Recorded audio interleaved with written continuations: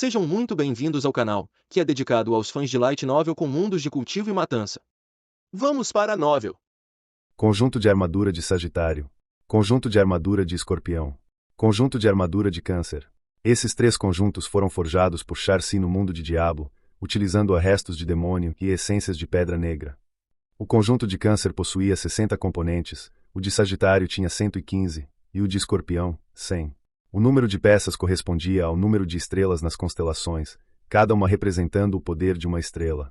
Antes disso, Fei já havia presenteado Oleg e Torres com conjuntos parciais. Agora, mais fortes, eles estavam prontos para os conjuntos completos. Já Sek não receberá um conjunto inicialmente. Fei só descobriu qual constelação ele representava recentemente, quando Sek dominou suas lutas usando os dedos para esmagar os oponentes. Um dos 12 Cavaleiros de Ouro, Milo de Escorpião, usava seus dedos para lançar a agulha escarlate, algo muito similar ao caminho de cultivo de Sek. Por isso, Fei decidiu presentear-lhe o conjunto de armadura de Escorpião. Fazia tempo que Fei não usava a habilidade presentear. A voz fria e misteriosa soou em seus ouvidos, e Fei confirmou o uso da habilidade. No instante seguinte, os 3 baús de ferro negro emitiram um brilho místico imutável, como se abençoados pelo poder das estrelas. Eles flutuaram no ar e se abriram, revelando 3 armaduras metálicas que lembravam bestas. Então, algo mágico aconteceu. Sek, Torres e Oleg também flutuaram, puxados por uma força misteriosa. As armaduras se desmontaram em componentes e cobriram os 3, ajustando-se perfeitamente a seus corpos. Quando o brilho desapareceu, as armaduras cobriam todos os pontos vitais, alinhadas perfeitamente com a anatomia e beleza humana. Com suas aparências impressionantes, os 3 guerreiros pareciam deuses invencíveis. Era o poder dos conjuntos de armadura. Um dia, os cavaleiros de Chambord surpreenderiam o continente com seus conjuntos e poderes estelares. Ao receberem as armaduras, Sek, Oleg e Torres sentiram um poder sem precedentes dentro de si. Era uma energia antiga e imutável como as estrelas. Embora ainda fraca no estágio atual, no futuro, os cavaleiros seriam capazes de golpes que atravessariam os céus e rasgariam a terra como os deuses das lendas. Tudo dependia apenas de seu esforço. Praticando o método de conexão com as estrelas que surgira em suas mentes, eles se tornariam cada vez mais fortes. Representear não apenas concederá os conjuntos e propriedades estelares, mas também plantara neles as sementes do poder estelar, esperando para serem despertadas. Após a excitação e o choque iniciais, os 3 logo se acostumaram a invocar e guardar os conjuntos, que se transformavam em pontos de luz entre suas sobrancelhas. Este pergaminho de energia guerreira de 7 estrelas também contém uma técnica de combate especial chamada Agulha Escarlate. Deve se adequar bem a você. Fei entregou a Sek uma técnica de golpes com os dedos, semelhante à que a Agulha Escarlate de Milo. Depois que os 3 saíram, Fei ficou sozinho na tenda central. Os problemas de progressão dos guerreiros de Chambord estavam resolvidos. Restava apenas um, o de Helena. Atualmente, Helena estava no nível 57. Com suas flechas elementais mágicas, seu dano era letal, permitindo-lhe enfrentar guerreiros e magos de 6 estrelas de nível médio a alto. No entanto, sua defesa era frágil, um grande problema. Embora Fei tivesse conseguido alguns bons itens mágicos para ela, eles não resolviam a questão fundamental. Seu corpo não era resistente o suficiente para os golpes que enfrentaria no dia seguinte. Fei sentia-se impotente. A opoção do Hulk não tinha efeito em Helena, que vinha do mundo de Diablo, e os pergaminhos que ele criará também não funcionavam nela. Helena era uma pessoa muito importante em sua vida, mas ele não sabia como ajudá-la. Após mais de meia hora refletindo, Fei não encontrou uma solução. Decidiu, então, entrar no mundo de Diablo para subir de nível. Seu personagem bárbaro já estava no nível 64. Com os pontos de habilidade e atributos obtidos, além de aprimorar habilidades básicas, ele aprenderá novas técnicas como ataque em salto e fúria. Sua força física aumentara dramaticamente. Agora, ele podia partir uma espada mágica azul de nível 5 com as mãos.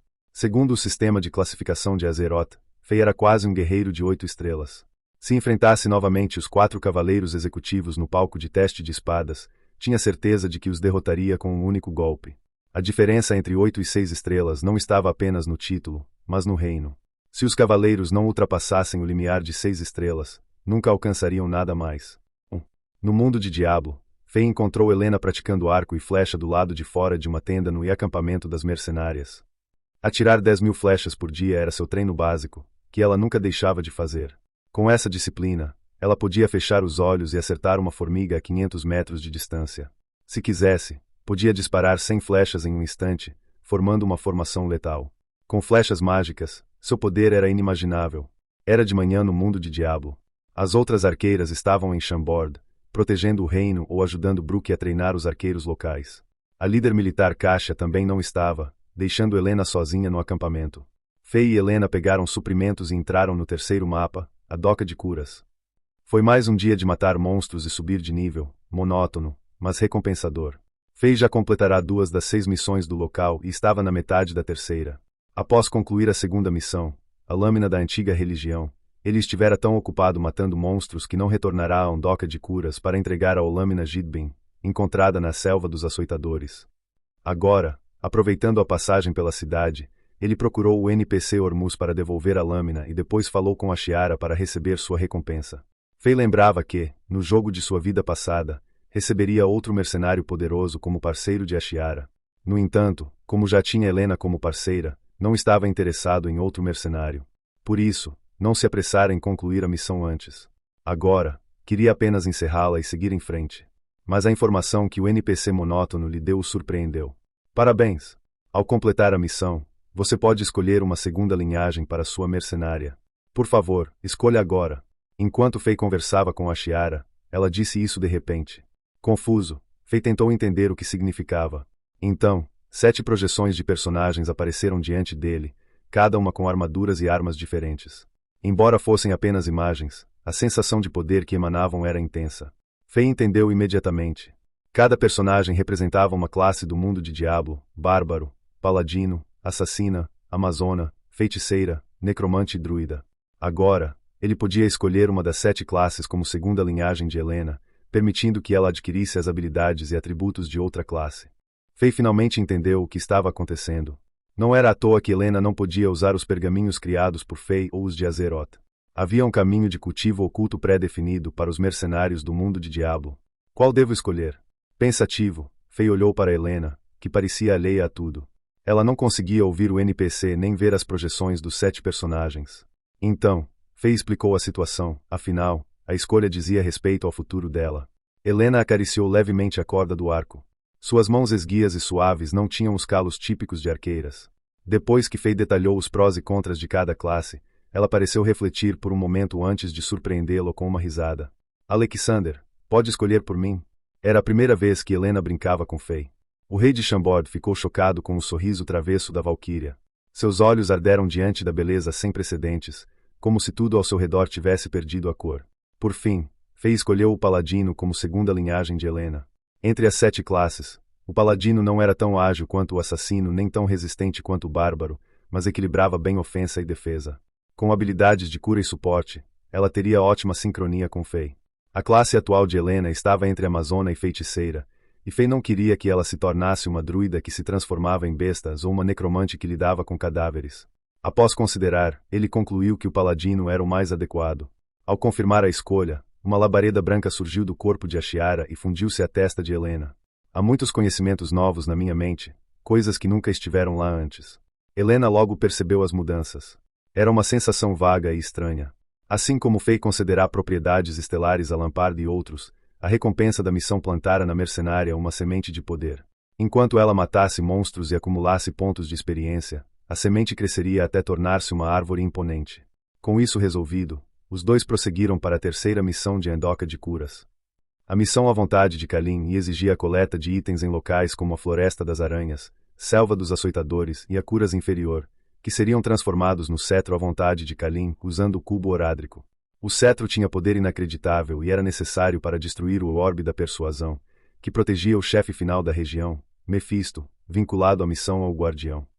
Nos últimos dias, fez já coletar alguns itens.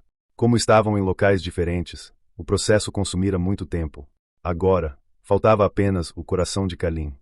Nas 4 horas seguintes, Faye e Helena avançaram em direção ao item final, eliminando monstros pelo caminho. Eles vasculharam os esgotos do bazar de curas, cobertos de sangue e ossos, até finalmente encontrarem o coração de Kalin e antes do limite do dia. Faye optou por não retornar para criar o cetro imediatamente. Em vez disso, gastou 50.000 moedas de ouro em poções que poderiam salvar vidas no ranking dos reinos no dia seguinte. Então, saiu do mundo de Diablo. No mundo real, era quase noite. O inverno trazia noites precoces, e a escuridão logo envolveu tudo. Ao voltar à tenda central, Torres informou que Angela fora convidada pela princesa mais velha Tanasha e estava em seu palácio. Uma mensagem posterior dizia que ela passaria a noite lá devido a uma festa. Fei franziu levemente a testa, compreendendo as intenções de Tanasha. No entanto, era bom para Angela experienciar eventos com nobres e figuras influentes. Se ela gostasse, Fei permitiria que participasse de mais festas. O importante era sua felicidade. Após um jantar simples, Chambord mergulhou em treinamento. Com os novos pergaminhos, os guerreiros se esforçavam para aumentar sua força antes das partidas do dia seguinte, determinados a vencer e garantir ao rei o controle da legião que seria formada. As estrelas brilhavam intensamente nas noites de inverno. Como de costume, Fei ativou o modo assassino e dirigiu-se ao campo de batalha nas Montanhas Moro, aguardando a chegada do homem misterioso. Treinar e lutar com ele era uma rara oportunidade de aprendizado. Fei o via como um chefe do mundo de Diablo. Enfrentar um oponente muito mais forte era um excelente exercício para desenvolver seu potencial e aquecê-lo para os verdadeiros desafios que o aguardavam. Por algum motivo, o homem ainda não aparecerá. No modo assassino, Fei levou apenas 5 minutos para atravessar a mais poderosa matriz mágica ao redor do campo de batalha, usando apenas um terço de seu poder espiritual. Com o aumento de sua força, seu poder espiritual também crescerá drasticamente graças aos métodos do pergaminho roxo. As matrizes já não eram mais um desafio, reduzindo a eficácia do treinamento. Se não fosse pelo homem misterioso, Fei nem se daria ao trabalho de voltar. 2 horas depois, quando ele já pensava que o homem não viria, a figura magra e fria surgiu. Como sempre, o homem lançou a Fei um livreto delicadamente encadernado como presente diário. Folheando-o, Fei descobriu que continha mais de uma dúzia de técnicas de combate de alto nível, cada uma explicada detalhadamente com áreas de melhoria destacadas. O que o deixou mais animado foi a autoria, o Imperador Yasin. Comparado aos pergaminhos de energia guerreira, esse livreto era ainda mais valioso. Técnicas de alto nível eram trunfos poderosos, permitindo que guerreiros mais fracos derrotassem oponentes superiores. Com esse material, Fei poderia entender cada técnica e criar outras ainda melhores para os cavaleiros de Chambord no modo assassino. Obrigado, ancião. Fei estava radiante. Na noite anterior, ele murmurara intencionalmente no ouvido do homem. Ah, como vou viver sem técnicas de combate de alto nível? Se ao menos eu pudesse ter algumas. Parecia que o homem misterioso era capaz de qualquer coisa. E, como sempre, atenderá ao desejo de Fei. Depois de dias de interação, Fei já não era cauteloso ao falar com ele. Embora o homem raramente falasse, era bondoso, frio por fora, mas solícito por dentro. Fei o tratava como um ancião, sentindo-se relaxado e próximo. Em seguida, veio o acordo dos 10 golpes. Com a poeira pairando no ar, Fei foi surrado sem piedade. Ele deu o seu melhor e, por sorte, não fraturou nenhum osso. 10 minutos depois, curvado e com as mãos nos joelhos, ele respirava como um cão exausto. Fei já desistira de estimar o poder do homem. Não importava o quanto ele progredisse, o homem sempre o derrotava com facilidade, como se estivesse batendo em um bebê. A diferença entre eles era imensurável. Ele tinha certeza de que o homem era um guerreiro da classe da lua, mas não sabia em qual nível. Até amanhã à noite. Após a batalha, o homem apontou as áreas em que Fei ainda podia melhorar. Quando ele se virou para partir, Fei aproximou-se subitamente e murmurou: Droga, estou tão curioso sobre o punho do dragão do Imperador Yasin. Queria tanto ver o pergaminho dessa técnica. Ao ouvir as palavras de Fei, o homem misterioso, que estava prestes a partir, tropeçou e quase caiu. Droga, esse pequeno bastardo ousa cobiçar o punho do dragão. Ele quer ver o pergaminho da técnica, pensou consigo mesmo. O homem, sempre calmo e controlado, quase perdeu a compostura. Entre centenas de impérios ao redor de Zenith, o punho do dragão era considerado por todos uma técnica de combate da classe da lua, intitulada a técnica número 1 entre 10.000 impérios. Muitos guerreiros famosos estimavam que essa técnica, criada pelo gênio Yasin, tinha potencial para se tornar uma técnica de combate da classe do Sol. Uma técnica de combate da classe do Sol. Algo mais brilhante que lendas aos olhos dos guerreiros comuns. Era um tesouro ultra valioso. Por anos, inúmeras superpotências gastaram recursos imensos apenas para olhar o pergaminho do punho do dragão. No entanto, nenhuma conseguiu, não importando os truques ou táticas usados. Isso só provava ainda mais seu valor. Sob outra perspectiva, essa técnica não era mais apenas um método de combate, era como um símbolo da realeza. Em Zenith, apenas o Imperador Yasin a dominava. Nem mesmo Arshavin e Domingues, os príncipes mais prováveis de herdar o trono, haviam sequer visto o pergaminho. E agora, esse reizinho ganancioso ousava pensar em obtê-lo. O homem misterioso sentiu o impulso de virar e esmagar Fei no chão. No entanto, conteve-se. Estabilizou o corpo, respirou fundo e transformou-se em um raio de luz, desaparecendo na escuridão. Não disse nada. Então, ele concordou em me trazer o punho do dragão. Fei estava ansioso para encontrá-lo na noite seguinte. Quando Fei retornou ao acampamento, as estrelas já se dissipavam no horizonte, dando lugar ao sol. Um novo dia começava. Os habitantes de Chambord já estavam de pé, preparando-se. Após receberem os pergaminhos de treino, os guerreiros haviam retornado às suas tendas para praticar. Como todos os pergaminhos foram criados por Fei, eram semelhantes. Com a base dos pergaminhos anteriores, o progresso foi bom. Ainda estavam treinando. Peter Sek era a única exceção. Como precisava organizar os cavaleiros e selecionar os mais fortes para as batalhas em equipe, interrompera o treino para trabalhar. Todos em Chambord estavam se dedicando ao máximo. Sabiam que o ranking dos reinos era uma oportunidade que não podiam perder. Um dia antes, o quartel-general militar de Zenith decidirá que o guerreiro número 1 da competição seria o general-comandante da nova legião, e os 20 melhores ocupariam posições-chave. Era a chance de Chambord. Todos podiam ver o quão poderosa Chambord se tornará. Dos 10 assentos de mestre na região de Batalha do Norte, Chambord ocupava 8. Se mantivessem o desempenho, Fei poderia ter controle total da nova legião. Assim, Chambord se tornaria o reino afiliado mais poderoso de Zenith. Embora Fei não tivesse estabelecido metas claras, cada guerreiro de Chambord trabalhava duro para o rei, desejando estar entre os 10 melhores. Se Fei se tornasse o número 1 e o general-comandante, eles poderiam ajudá-lo a consolidar seu controle. Ao ver seus subordinados ocupados, Fei entendeu suas intenções e ficou satisfeito. A Chambord que antes era fraca e alvo de humilhações agora era poderosa e unida. Com todos focados nos mesmos objetivos, o reino poderia alcançar outro patamar. Fei, como criador disso, sentiu uma forte realização. Depois de um longo dia e noite, ele aproveitou as poucas horas antes do amanhecer para descansar um pouco na tenda central. Quando acordou, o sol já estava alto. O acampamento estava barulhento. Apesar do frio, o clima era de empolgação. Todos corriam para os 10 palcos de teste de espadas, querendo bons lugares para assistir às batalhas entre os 50 melhores guerreiros do Império. Após o café da manhã preparado por suas criadas, Fei começou a se aprontar. A única coisa que o preocupava era Angela, que fora ao palácio de Tanasha na noite anterior e ainda não retornará. Era quase meio-dia, e hoje era um dos dias mais importantes para Chambord. Angela certamente voltaria para torcer por ele. Fei não sabia se algo a atrasará. Pensativo, enviou alguns cavaleiros astutos a São Petersburgo com sua identificação para verificar a situação.